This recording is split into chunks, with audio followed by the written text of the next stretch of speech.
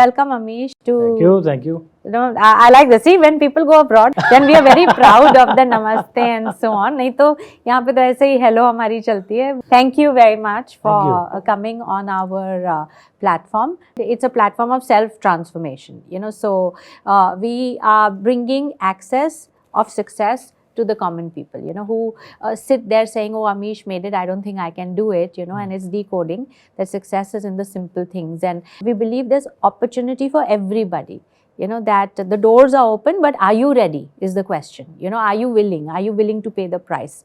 So we're looking at reinforcing success through repetition, you know, because simplicity, as much as we say it's easy, it also has to be consistent and therefore it has to be reinforced. So your journey, your life is our attempt at reinforcing that this works and you can make it. So it's a real privilege to have you. Thank you for coming. Thank you. My pleasure. I'll get to the first question. So you've had like a really good career in the financial services and you were also a singer of your band at the IIMs and then you decided to leave it all and become a writer. So first of all, how do you make a decision like that? And especially, you know, when I said I want to be a writer, they said paise nahi bante. You know, writers ke paas wo thela hota hai.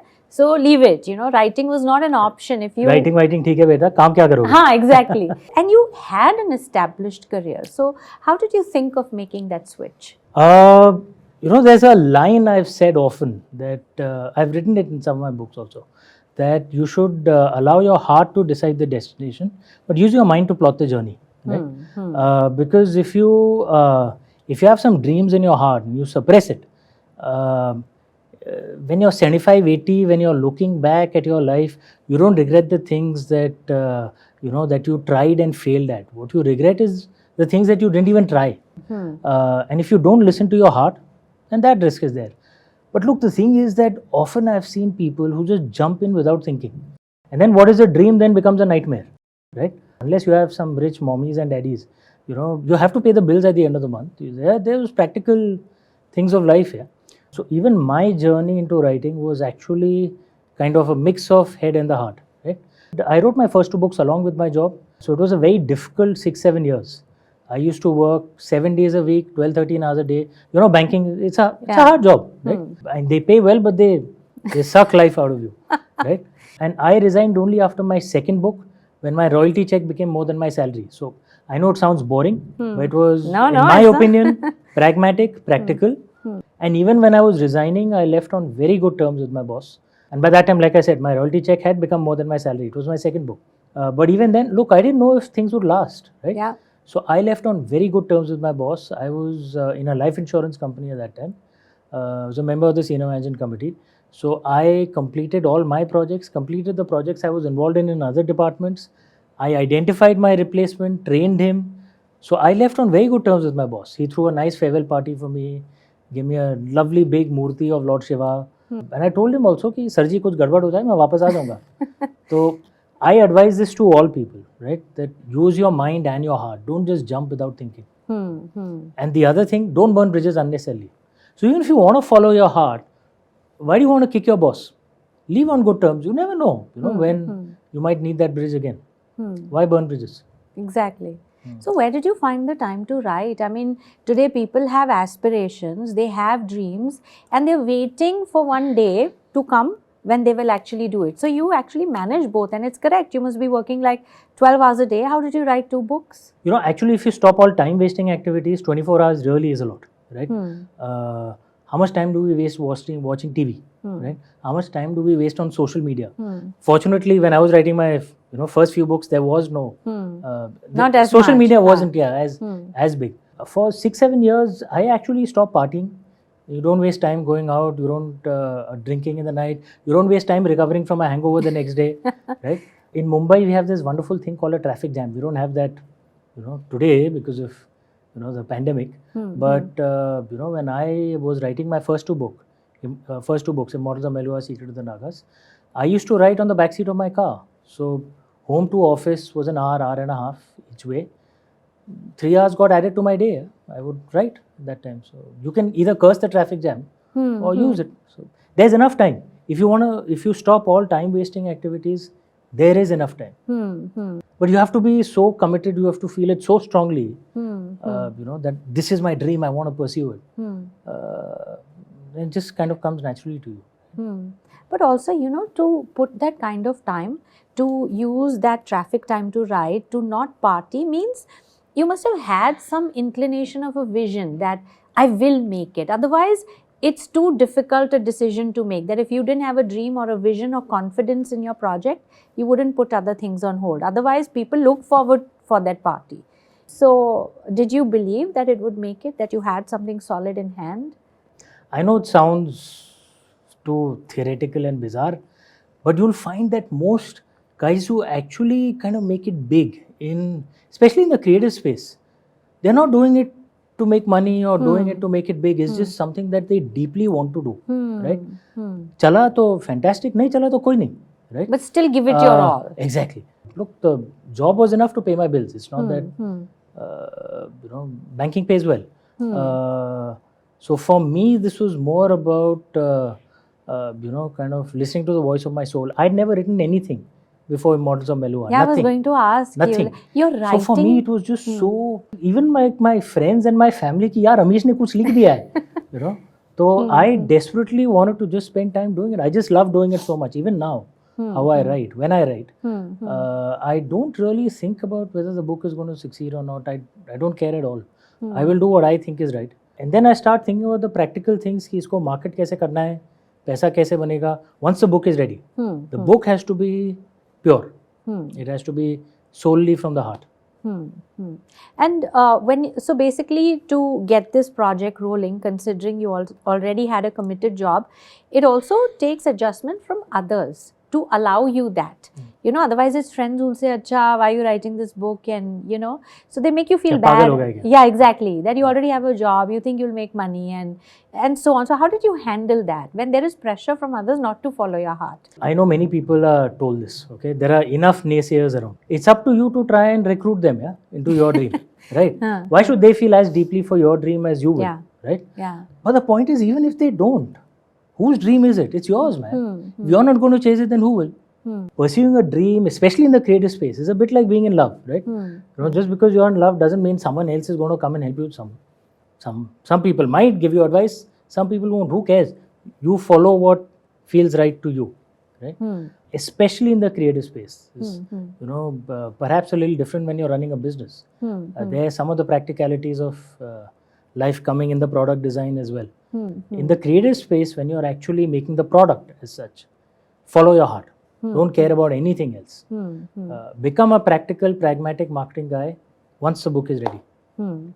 So while this has become like a passion project, it's not, the quality speaks for itself. It couldn't have been like overnight. So did you always want to be a writer, or how did it come to you? I was always a voracious reader. This is one of the things I tell, if anyone asks me how does one become a writer? Look, you can't be a good writer if you're not a good reader. So I read at least 5-6 books per month. Wow. Been reading at that pace for decades. Right? When I was young, I was always more of a left brain guy than a right brain guy. Right? I was academically oriented. I graduated in mathematics, did an MBA from AMCAL. So I was as left brained as they come. I was never creative. The only kind of creative thing I did was I used to sing, but I never wrote music. I used to just sing for our band. So for me, just the thing that this story came to me itself was like such a surprise to me only. Achha. Right? Forget about others. That I just wanted to pursue it, for myself. When I started writing Immortals of Meluha, this would have been 2004, 2005, right? And the first book took some 4-5 years to write. I didn't know fiction before that. Nothing. Not even a short story in school. Nothing. Absolutely nothing. I was just writing for myself. I genuinely didn't think it would get published or it would do well. And and I know it sounds strange, but actually if you do something where you actually don't care at all about anyone else, you're just doing it for yourself, that's when the purity of the art comes out. You'll find among the best creative guys are those who are just doing it for themselves.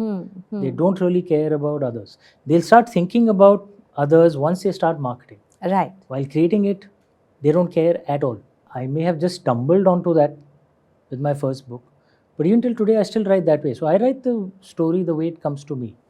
I don't think about कि यार ऐसे लिखूंगा तो ये reading segment को पसंद आ जाएगा, वो करूंगा तो क्रिटिक्स को पसंद आ जाएगा. I don't think that at all. I don't allow my publisher or my editor to make changes to it if I'm not convinced. What gets released is broadly what I've written. I've written in the first draft normally. So willing to listen to things on perhaps this point is not clear, this philosophy is not clear, this character is out of character. All that is I'm willing to listen to that feedback from the editor. But something like we'll make this change, it will appeal to these people, I refuse to listen. No, that's good. Yeah. It's worked till now. If it stops working, I'll go back to banking. But I'm very clear that I will look. If the purpose is just to make money, then banker hi rehta na. Yeah. The purpose is not just to make money. It is something that I feel deeply in my soul, and I'm lucky that I make money from it. But that's not the purpose. What I really like is that, money was not the objective. Like money is also a driving agenda. People start equating passion, and love with money. How much money will I make? And then they make decisions based on that. But that was not your case. Not my writing, no. Look, one of the things that I think happens in today's days, often there's a lot of role confusion. People aren't clear what the role of one particular aspect of their life is, or what their role is, in something. So you'll find, for example, brand managers in corporates who want to be social change agents. Who told you to do that? Sell your brand, no? Yeah. That's your job, right? You want to do social change, do charity. Actually put your money where your mouth is. You find the judiciary getting into politician space because they get into policy. You find politicians getting into judiciary space because they want to encourage, say, for example, encounter. There's a lot of role confusion which actually causes chaos in your own life, right? So there is something, unless, like I said, you're lucky, बाप दादा के जायदाद है, fine, okay, then you don't need to bother about money. अगर बाप दादा की जायदाद नहीं है और उनका सिर्फ आशीर्वाद है, तो then you need to be practical and earn money somewhere. So there is something which has a role in your life to pay your bills. That could be a job, banker's job. I know many people think that's a sad job. There's no dishonor in it. It pays the bills, right? That's something that pays your bills, keeps body and soul together. And then there's something else which feeds your soul, right? Which could be your passion, it could be painting, art, anything, right? If you try and, you're lucky if both of them happen to be the same thing. But that's just luck, right? I am lucky, right? But if it's not that way and then you try and confuse the two, then both, it doesn't work. Because then, like I said, you'll find so many brands getting into trying to make political statements, corporates, and then they harm their own brand. Who's telling you to get into politics? You do your job, no? Sell your product, right? And you find so often that, there is something that gives you, that really feeds your soul. There's a banker who loves painting, right? But he wants to sell those paintings and people don't like it and it's not selling. Something which was feeding his soul becomes a source of unhappiness for him because why don't people like it? Why aren't people trying to buy it? Why are you confusing the two, right? So for me, I'm very clear, my books are to feed my soul, right? If I make money from it, I'm lucky. If I stop making money from it, no problem, I'll go back to banking, right?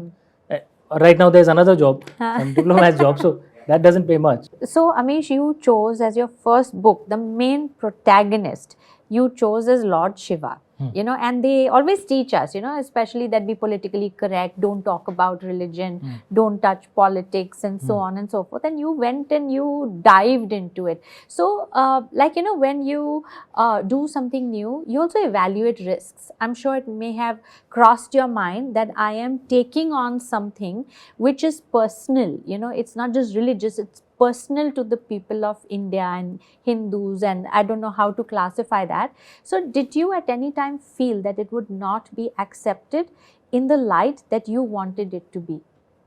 No, not at all, man. And I mean it genuinely. If you want to write a story like this, there's no better country than India to do it in. Seriously, most Indians are intuitively liberal, and by liberal I don't mean being leftist. By liberal I mean the ability to respect a different point of view. Right? Almost comes intuitively. But right? how did you know that? I mean, I've grown up in a deeply religious family, right? So among the things you discover, it's like, I mean, in Maharashtra, for example, it's believed that Lord Hanuman's day is Saturday. That's when you go to the temple, right? We are living in Maharashtra right now, but in the north, in UP, Bihar, Delhi, for example, the day for Lord Shiva is Tuesday. Now, what's the correct day? Boss, depending on your astha, yeah? Depending on your belief. In North India, Lord Kartik is a bachelor. In South India, he's married. He has 2 wives, right? Palli ji and Sena ji. So much so that women don't enter Lord Kartik temples in the north because he's the god of war and he's a bachelor god. In the south, women enter peacefully, right? And I grew up with this. Most Indians who grow up in the real India, in the traditional India, kind of understand this intuitively. My own mother, very religious woman, in the north she doesn't enter Lord Kartik temples, in the south she does, right? What is this if not liberalism? yeah, right? yeah. Because liberalism is essentially the ability to accept a different truth, as long as you present it respectfully. Right? My books were different, I'm not denying that, but I don't think anyone, even those who don't like my books, will accuse me of being disrespectful to to the gods and goddesses when I wrote it, because I've actually written it as a proud Indian and a proud Hindu. So, and the proof of the pudding is in the eating, yeah, that there's been no controversy. I've been around for 10 years now, 9 books, 5.5 million copies, no controversy. Have you heard anything? Never. Yeah. No controversies have happened, and I'm genuinely not surprised. Because actually, if you write it with respect, India is actually a very open country. Often what happens is if you yourself create controversy, and you're in the creative space, you know what happens, right? Artists do it for the sake of publicity. It's the easiest way to sell something.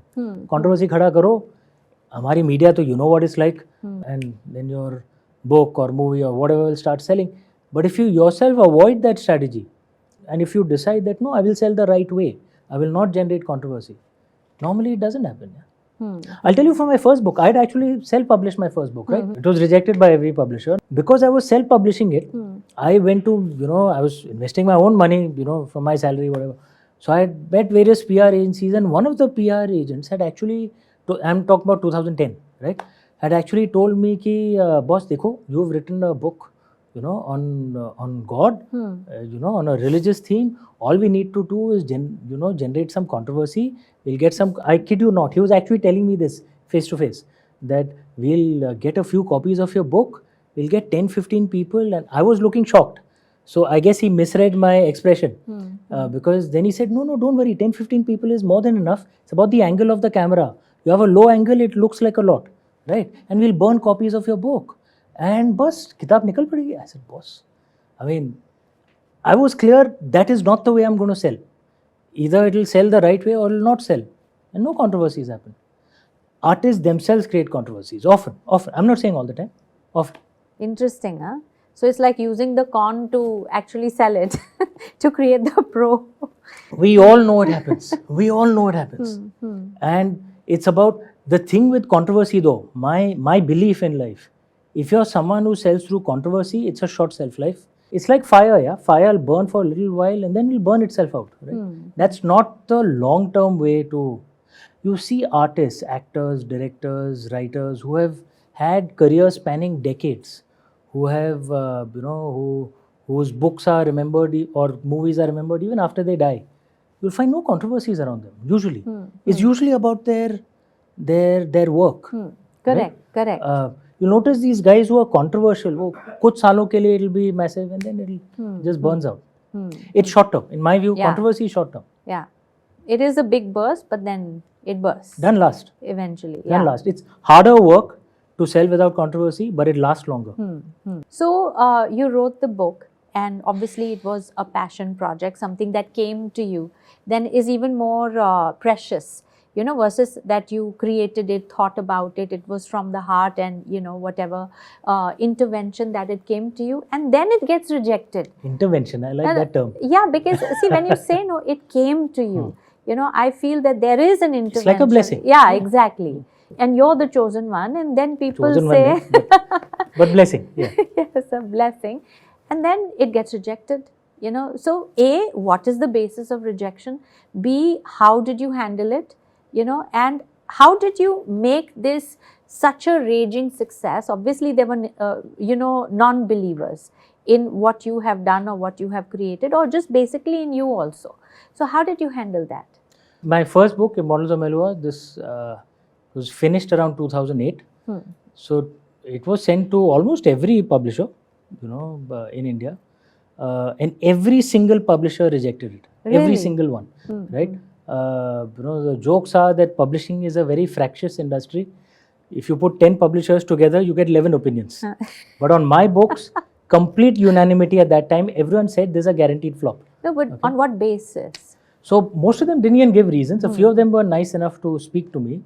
So, a few very clear reasons. One, that apparently I picked the wrong subject. Again, remember this is 2009, 2010. Because they said, look, the only subject that sells, because the main market are the youth, right? And the only subject that sells are campus romances. And I was told that you haven't written a campus romance. You have written, on God, and it's a religious themed book. The youth aren't interested in it. Are the youth interested in religion, right? And then second, I was told that, you have these, Gyan sessions every two, that's the actual term that was told to me, right? You have these Gyan sessions every second, third chapter because you want to convey some philosophies. He said your storytelling style is good, it's good, fast paced, but in any case, it's a long book, I was told, because according to them, again, 150, 200 pages is maximum. Beyond that, apparently readers won't read. My books are long, 400, 500 pages. They said, you have these philosophy discussions every second, third chapter. Readers aren't interested in that. And see, I was actually told this by a publisher that, look, if you want to appeal to the youth, you have to dumb things down a little bit. You can't make it like, you want to quote something from the Upanishad, you want to do this. He says, you can't do all that. People aren't interested in that. You have to dumb things down a little bit if you want to make it mass. Imagine, publishers themselves think of their readers like this. Yeah. That if you want to succeed, you have to dumb things down. There are various reasons like this. I was told that the older readers could have been interested in this book because of the theme, but you've taken a very different interpretation from what they're used to. So they'll be offended. So even they won't read the book. So basically, apparently, I'd alienated every single reader segment. So therefore, I was told it's a guaranteed flop. I self-published the book. It took off in the first week itself. What made you self-publish it after hearing so much? Yeah, I wasn't really thinking kahan jayega. I wasn't thinking ki whether the book will succeed or not. I was like, I have to try everything that I can. Abhi aage chale nahi chale, that's up to fate, that's up to Lord Shiva. But I will do the best that I can do, right, for the book. So since I'd already written it, I said, I will commit myself to marketing it as best as I can, making it available. In those days, again, it was a little easier to publish and make it available in bookstores. Now it's not so easy if you're self-published. And actually, it just took off in the first week itself. And ironically, most of my readers are actually the youth. Yeah. So this nonsensical attitude that they have that the youth, they are dumb, you have to dumb it down to... It's not true, boss. Yeah, of course, they will, they will like some brainless entertainment, but they do want intelligent entertainment as well, right? And it's true for all of us, right? We might like, say, a Rajnikant movie or a Salman Khan movie. You can't accuse those movies of being high IQ, right? But they're fun, Put your brains aside, enjoy the show. But at the same time, we can like an Inception as well. We can like an Interstellar as well, which actually requires focus, attention. So, and people, it's not that everyone likes everything dumbed down all the time, right? And frankly, that's more the bias of the publisher or the filmmaker rather than the audience. And again, like you go to my Lit Fest, most of the people will be wherever at and will be the youth. And they're the ones who ask the intelligent questions. That I read this philosophy in Sita, Warrior of Mithila. My interpretation of this is this. What do you think? Right? So this thing that the youth will not like intelligent stuff is nonsense. But it's up to us to make it engaging. Right? Yeah, even for your book launch, like the queues went up till where? you know, and people came dressed as Lord Shiva and Yeah, stuff like that. I mean, these are the youth. Look at the level of engagement. So how did it feel, you know, when the publishers came back to you? I mean, what was the thing then? So obviously you published with some of the... yeah. So how... Yeah, so in a few weeks, then many of the publishers who rejected. Actually, in a few weeks only they came back. Yeah, because it took off in the first week itself. It sold some. So I then think, what was I think there? in some 6-7 weeks itself, it sold some 40,000-50,000 copies. So apparently that was the highest selling of that year already. And then many of the publishers kind of came back. With what? Like now, what are they telling you? No, let's do a They're deal. sorry, the youth are actually intelligent and, you know, it actually works. And You don't rub their nose in it, yeah. I'm a banker. So if they've come back when I'm in a better negotiating position, my job is to get a good deal for myself. So in that sense, actually, it all worked out for the best. Because look, again, you're a creative person, you know. For most artists, they make very little money from their first work. Because usually the first deal that they sign is a terrible deal. Right. Usually. Because they're desperate at that time. They start making money from their second work. I started making money from my first work itself. Because by the time they came back, the book was already a hit. So I negotiated a very good deal. I negotiated a very high royalty percentage. I was willing to, let go of a bit of the advance, but I wanted a high royalty percentage. Essentially, I was betting on success. They'll keep selling more, and actually it worked out. It worked out well. So, frankly, it was a blessing in disguise that they rejected the book first. Yeah, I mean, in hindsight, when you connect the dots, you can see the blessing. You know, but you have Like I to said, continue at it. I'm a rare artist who's made money from his first work and the subsequent works as well. Most artists don't make money from their first work. But you know, it's like it was a tough time, you know, and when you go back and connect the dots, it's also because you were working at it. You didn't let it go. You didn't say, okay, let me now think about it for a year. Let me shelve it. There's so many manuscripts that lay shelved. You know, so I think the blessing comes in the continuance of taking the purpose forward. There's no substitute for hard work. Just hard work doesn't guarantee success. But if you think you're just going to luck it out, life doesn't work that way. Yeah. Right? You need both fate and hard work. There's this lovely, simile, example my grandfather told me once. He was a Pandit in Kashi. And he said, life is like a cart with two wheels. One wheel is fate and the other wheel is your hard work. Right? Now, if any of the wheels are bigger, you just go around in circles. You need both of them to be working in tandem. Correct. But you have no control over your fate, boss. That's up to the gods. So make sure you work hard. Yeah. At least it'll get somewhere. You'll get somewhere. So your writing is amazing. I mean, just from the first para itself, you've got me. So is that something that was innate to you? Did you study? Do you practice? Or where does that come from? Because see, getting a story is one way. Like a lot of people say, I have the idea, but I don't have the articulation. Your articulation is brilliant. So were you meant for it? Did you hone it? I haven't done any writing course. I haven't done any training program, nothing like that. I write instinctively. I think perhaps that I read a lot, maybe that helps. And I've been reading a lot from a very young age. I would have started reading when I was 5-6. So maybe that helps. It all just goes in somewhere. Looking back and connecting the dots, maybe even my career. Look, I was in life insurance, right? And before that, structured products in banking. These are terribly boring things, right? There's a line which I had heard once that there are things worse than death. Have you ever spent an evening with a life insurance guy? Right? That was the industry I was in. And I was in charge of products and marketing and service quality, right? In some ways, trying to actually present such mind-numbingly boring products and making someone interested in it. I guess you learn some things. कि भाई किसी चीज को interesting कैसे करो? Maybe that helped also. I don't know. Yeah, because it's beautiful.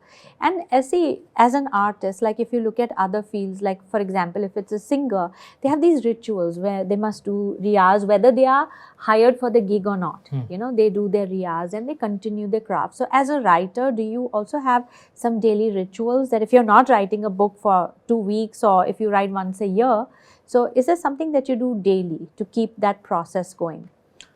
Pretty much writing regularly. It's 9 books in 10 years. So I write, and my books are reasonably long actually, 400, 500 pages, and they are historical fiction. So there's actually a lot of detailing in it. But I think, there are days when things don't flow. That happens. You're a writer, it's just like that. I think the key thing in that is not to get frustrated on the days that don't flow. Shut the laptop, go read, do something else. I have a job also now. I'm a diplomat for the government in London. So if you're a writer and you're not on your desk at the laptop working, how can you even receive the blessing? Yeah. As the Greeks used to say, your genius is not something that exists inside you. Your genius is a goddess that exists outside of you. There are 9 muses, right? And one of them was, now you have to help your goddess to help you, right? But just because you're ready doesn't mean that the blessing will come. But if you're not ready, then it's certain the blessing will not come, right? So be at your desk, work on be on your laptop or pen and paper, whatever works for you.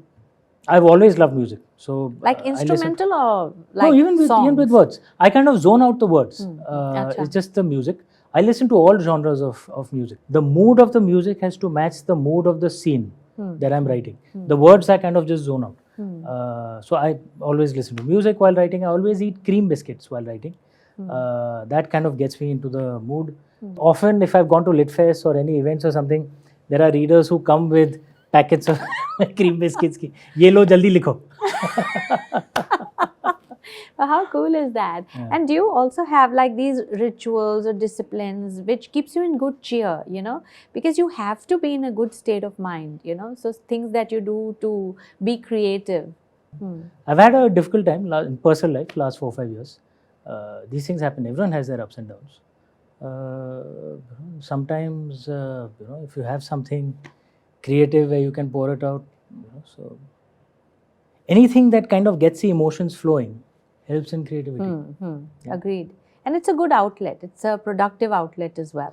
It is. Sometimes it can make things worse. So when I wrote Ravan, I was in a particularly difficult phase emotionally. So that's why Ravan is a very, very dark, angry book. The characters also, Ravan as a character is also like that. But yeah, so I think a creative person just has to let the emotions flow. Yeah. Right? Yeah. And tell me, by your standards, I never go by what other people say, but by your standards, have you ever felt that you failed? That, this didn't work or it didn't go as per your expectation? And if yes, then how do you build the confidence and that rejection and that, state of setback back that you make a comeback? Have you ever felt that way?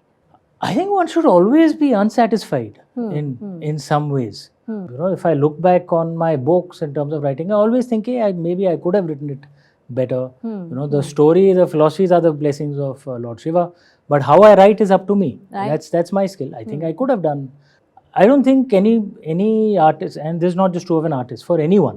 If you start thinking, boss, abhi main 30 mark hu, I'm right at the top, there's nothing for me to learn, that's the day you actually die professionally. So you should always be a little unhappy. But again, the trick is in balance. If you become so unhappy that you lose your confidence, that is not good. One of the most wonderful lines that comes down from our ancients is this Sanskrit line, Ati Sarvatra Varjayit, that extremes of anything should be avoided. So extremism of any kind should be avoided. Beauty, divinity, everything is usually in the balance. So if you become so confident and therefore so overconfident that you think you don't even have to work hard, you don't even have to try, then you're headed for disaster. But if you become so unsure of yourself that you find it difficult to get out of bed every morning, that's not good either. Find balance.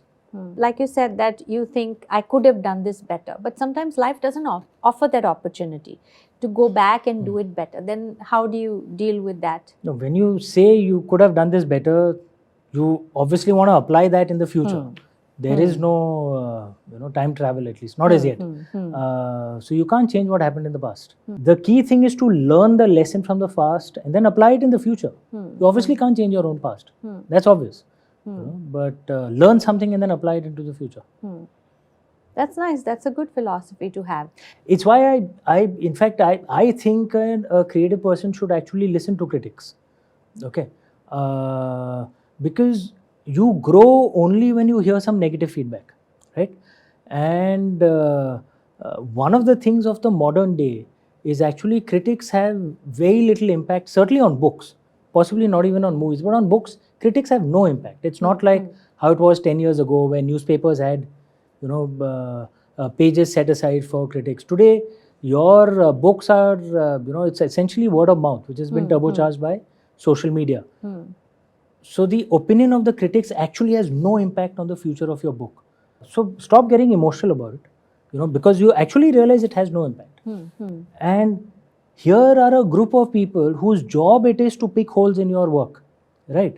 Who are being paid to do that. So listen to them, and you don't need to engage with them. Just read the review, and if there are things you disagree with, then forget it. If there are some things which actually make sense to you, learn from that and apply it on your next book. Any form of feedback is good if you put the emotions out of it. There's a set way of working, like you have targets, you have goals, you have it all written down. So when you move to this field, do you still have targets, you have goals, things that you set for yourself? Do you have a vision board? This is what I have to do, this is how much I have to achieve? I think, again, this applies only to a creative person, not someone who's an entrepreneur. You need to, for the want of a better word, be a schizophrenic, right? So there are things which are creative. You cannot have a to-do list or anything out there. Just let your heart flow, right? And then there are things which are on the business side, right? How marketing should be done, how the contract should be negotiated, what deals you should strike. There, of course, you should have clarity and work in a corporate-like manner. But the creative stuff, just let your heart drive it. Again, like creative is a bit like, being in a relationship, with your family relationship, your spouse, whoever, right? You don't make a list of to-dos and things out there, right? I mean, that's not the way to do it. That doesn't mean that to-dos and vision boards and all are bad. It's just apply it at the right place, not in your creative work. So while you are creative in writing, do you also have that I want to do so many books and sell so many copies and so on? When I start marketing, then I start thinking about, okay, which is the target segment that might like this book? How does one market it? How does one do it? What are the media guys we should speak to? I have to keep track of, how the media world is also changing. I mean, mass media is not as important as it used to be, even till 3 years ago. So, YouTubers are an important segment. I discovered that with the launch of Ravan. I didn't even know that world had come up. And it's fun engaging with the young YouTubers, many of whom are, readers of my books. But it's a completely different atmosphere, as compared to how it is in mass media. Now, I obviously cannot behave the same way. I can't be a different person. So I will say what I have to say, but the method of delivery will be different as compared to, say, a Times of India or a TV channel interview. Exactly. But that's all on the business side. On the creative side, I will write the way it comes to me. On that, I'm very clear. And if a book stops selling, no problem. I will go back to banking or anything else. I will write the way it comes to me. Because if the purpose is to make money, there are many other routes. This is not just about making money.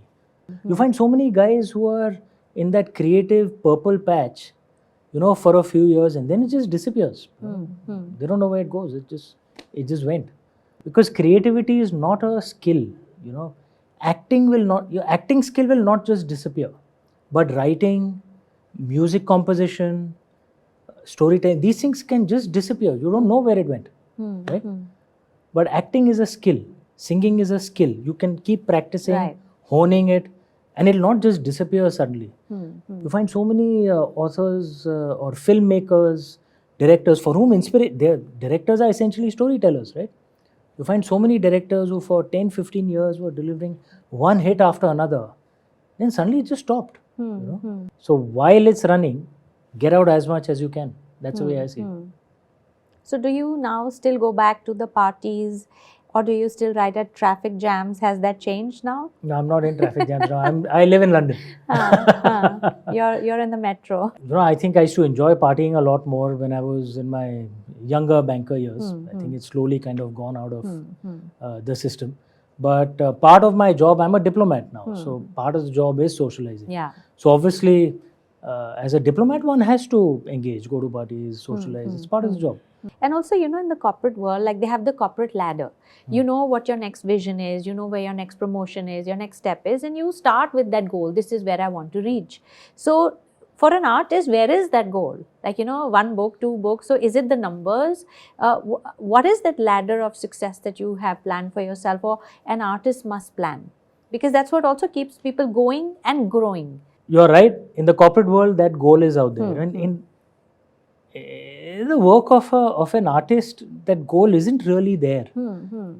And I think that's actually a blessing, because you actually enjoy the journey then. Because you're not thinking, कि अरे ये award पाना है या इतने copies sell करनी है. Then you actually stop enjoying the journey itself. You'll find it so often that in the corporate world, people don't end up enjoying the journey as much, because they're so focused on getting to the corner office, right? And life is actually about enjoying every day, right? Not suffering every day in the hope that someday I will get my, my dream. What if that dream doesn't work out then? So perhaps naturally being an artist kind of puts you in that situation where you enjoy every day. And if you see my life, I have not just changed jobs, I have changed entire careers 3 times. I was a banker, and I became a full-time writer. Now I'm a writer plus a diplomat. I never thought I was going to be a diplomat. I never thought I was going to be a writer when I was a banker, right? And actually this makes life fun, because it's so many different experiences. I'm actually a part of the government bureaucracy now. It is a completely different kettle of fish, and there is fun in that too. Life is about experiences. So you don't know what is next, or you'll find out. Life is usually what happens to you when you're planning other things. Yeah, exactly. Exactly. And I have another question. You know, as a writer, like you said, I write what I feel like writing.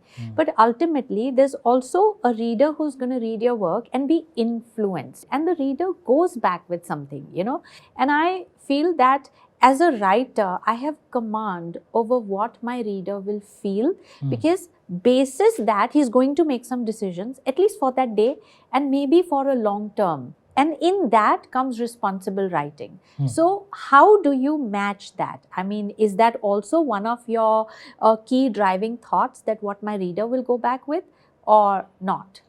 Like I've said this often, I think Bollywood over the last many decades, certainly from the 60s onwards, has been irresponsible in showing stalking as, as wooing.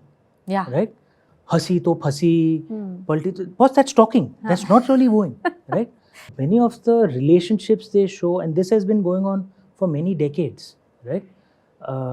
In Holi, for example, what they show, that's not how Holi was actually celebrated in traditional India. Holi wasn't supposed to, Burana mano, Holi hai, I can do anything. No, that wasn't how Holi was celebrated, right? In ancient India, in medieval India as well. So, in many ways, Bollywood has actually impacted society. They have done some very good things, no doubt. Yeah. Right? The thing of national integration, unity across different religious groups, that is good, no doubt about it. But the way women have been portrayed in Bollywood usually is actually not good. Yeah. And they've done it repeatedly over decades. And that has had, in my opinion, a negative impact on society. So is there some measure of responsibility that writers should have? Now, there's a balance here, because if you go on the other extreme, like what's happening in Hollywood now, they've gone on the other extreme and their stories are becoming boring, right? Yeah. So it has to be fun, but there should be some measure of responsibility. And this was one of the things that Bollywood has actually done quite badly. This thing of normalizing stalking, right? That is not okay, man. Yeah. And that has, in my opinion, actually had an impact. So is there some measure of responsibility that artists should have, that writers, filmmakers should have, that you be conscious, at least in the back of your mind, be conscious, of these things. And if you are, then it'll reflect in your work. Right. There could be villains in my stories, there could be heroes in my stories, but if I can try and present things in a way where at least I'm not giving some bad message, right? Correct. Or not normalizing something which I should not. In the back of the mind, this should be there. Right. And I'm sure even you'll agree, many of the Bollywood movies have actually normalized stalking. Yeah. Right? Yeah. And heroes are doing it, so then, many It's cool. boys who've never really interacted with women outside of their mothers and sisters. Think actually that's the normal way. You know, कि लड़की की ना में हाँ है. You know, it's ridiculous. ना में ना है भाई. Okay, but Bollywood has actually normalized some of these things, which is not cool. It's not okay. Because see, as a reader, no, I've totally immersed in your story. There's no argument. I'm not having a discussion. I'm only on the acceptance Be responsible. mode. That's all. Somewhere in the back of your mind, it should be there. Yeah. That's all. That's all. It should. And if it's there, it'll reflect in the story. So, you know, in your book, you've written these really deep things that I, as a reader, there's an aha moment for me. It solves something for me. So, has writing books served you?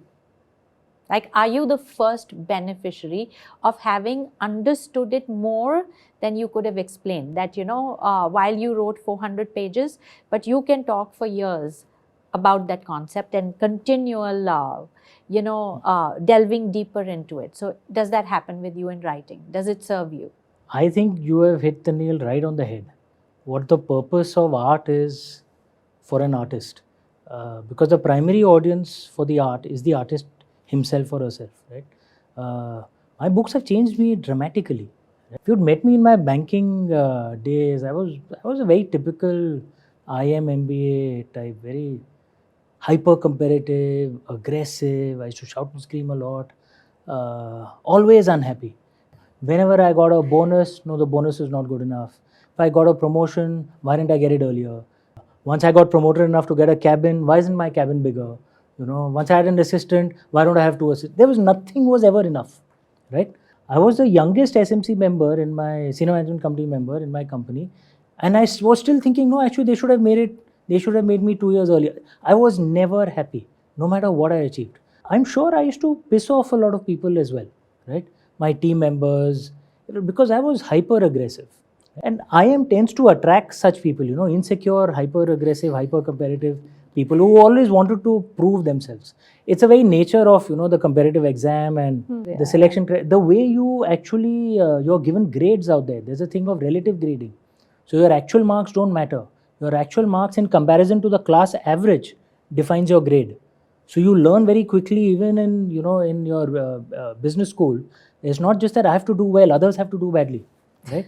You get into that frame of mind, which is perhaps good for your employer. It's not good for you internally, obviously, right? And what my books did for me is actually change my character by 180 degrees. I actually calmed down a lot. You know, I'm still competitive. You know, some things are from childhood, right? So I am competitive, but the buttons are not so easy to press now. You know, when you're hyper competitive, people can, you know, can see it and exploit it, right? Abhe tu itna bhi nahi kar sakta, you know. Now it's not. Now it's not so. The buttons aren't so clearly visible. I don't shout and scream as much as I used to. I am a lot calmer, and bizarrely, actually, I'm doing a lot better in life. So it's not that you have to be this shouting, screaming, hyper aggressive guy to do well in life. That's one of the things I've learned. You can actually be calm and relaxed, and you'll actually do better. I kind of came back to balance. And this has helped me even more, like I said, in the last 4 or 5 years, that if I had passed through this difficult phase, while I was still the kind of man I was, I don't think I would have been able to handle it as well. Now it's like, fine, this is part of life. Now I need to, you know, I need to figure out how to manage it. So I've actually said this a few times. I think the greatest blessings of my books, the greatest blessings of Lord Shiva on me is not that he changed my world, is that he changed me. And the world is exactly the way it is. I am much better able to handle it. And I think this is the true purpose of art for an artist. And if you can kind of do it that way, then the art that comes out is purely from your soul, because it is the voice of your soul. I know this might sound, you know, theoretical, philosophical, but I've actually lived it. Yeah, your evidence of it. No one is free from the ups and downs of life. No one has a bed of roses.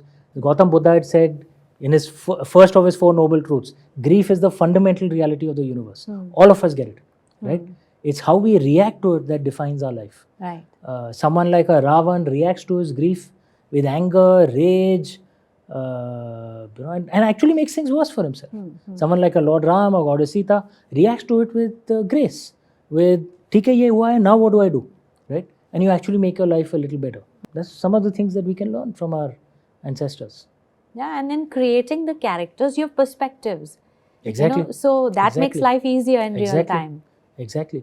One of the things that our ancients used to say that, having big karma or being more visible or being in a leadership position, often in our way, is not a path to more privilege. It's actually a path to more grief. Yeah. Right? It actually means you have a tougher life. And if you don't want that, then step back from it. Right? But this is the way it naturally is. And you have to be capable of handling it. And you've done that very well. Oh. Like this is what you're surrounded by. This is what your world is. Like you said that the banking world was boring. This is like, you are getting deeper insights into wisdom, which is valid. So wisdom, which is much needed. And I think if you can be the greatest beneficiary of it, then what more does success mean? The product of what you write, standing for what you write, and that is how we see you. Success isn't, again, something that comes down from our ancients. It's not about what you achieve. It's about moments that you look back on and feel proud of yourself. Then you're successful. If there are moments you look back on and feel ashamed of yourself, those are learning, those are actual failures. And those are times when you can learn and be better. None of us are perfect here. All of us will make mistakes. All of us will have successes. But if you can keep that perspective, then failure doesn't fill demotivation in your heart, and success doesn't fill pride in your head. Both of them are as dangerous. You find so many people who are like one-hit wonders, right? Yeah. Even in authors, one book and out. And that's because they can't handle their success. In fact, their success becomes a curse on them. So how do you maintain your balance that success doesn't become a curse on you? Because life is actually about leading a good life by yourself, right? It's not how many copies you... Paisa to ban jata hai. If you're actually basically capable, not writing, you'll make it somewhere or the other. Right? But it's about how you are inside, what you feel of yourself, how you think of yourself when you look in the mirror. That defines whether you're successful or not. And I also believe that when you look at the outer world of the person, when you look at the environment, it's a reflection of him. It's not happening, it's created, So whatever we see around you, so it's very easy to know you. This is who you are. And I must say it's been a perfect match. Sometimes when you meet somebody and the person's really far off, good or bad both ways. But, if I can say that you're a perfect match to what I thought, it also talks about transparency. It talks about, an equal to sign. And for me, that's a great mark of success, that there are no two faces about it. There are no two voices. Who you are is what you have written. So I think that is really amazing. And for that to go out, that people know the right path. See, there's a lot of enthusiasm. There's a lot of desire. But direction, sometimes influence, and now even more so. That the influence is no longer in our hands. It is, I don't know in whose hands now. So to be able to get people together like you and to put some perspective and direction, I think is our purpose, that we have done something right. You and I are lucky, whatever we had right. Even if you say blessings, you have more. You've taken all the quota away. But I think conversations like these, they bring hope, they bring direction, and they bring this renewed faith that I got something, and like we say, sometimes even one element is enough to change the course of the ship. So I think with that done, this is of great service. Thank you. And your journey is inspiring. I know the yardstick will keep changing, and thank God for that. So we have more to learn from you. But it's been an absolute pleasure and honor. It's like, what greater way to start than with you. Thank you. Thank you. And thank you so much. I had questions, but it was not like right or wrong. You took it to another level only. So it's beyond that. So we have a little gift hamper. Yeah, you get a hamper for answering all the questions. Without all the risky questions that are asked on. And some of them are my books. Oh, okay. From author to author. I will follow up with you if you've read them. Thank you. I certainly will. Thank you. Oh, you're most welcome. And it's a pleasure and eternally grateful for your presence. Thank you. Thank you. Yes, we end with that. Thank you. you.